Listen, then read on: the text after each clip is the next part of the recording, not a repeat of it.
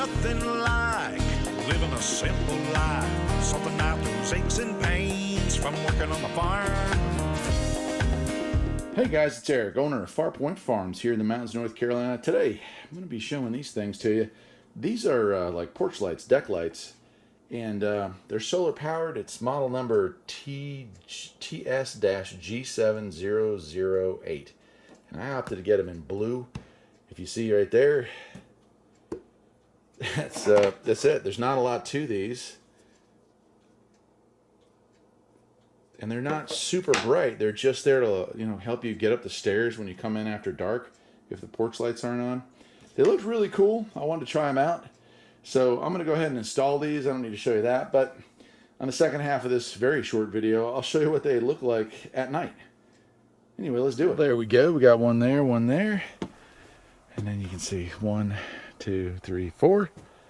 And if you come down here, I just laid these up here. I want to see how they look. I can screw them to those ties there if it work, or I could put them maybe right there on the ends there. But that's it. I'll let them soak up the afternoon sun, hopefully build up a charge, and when the sun goes down, we'll come back out and take a look. And here's the end result. I don't know how well it's going to show up on camera.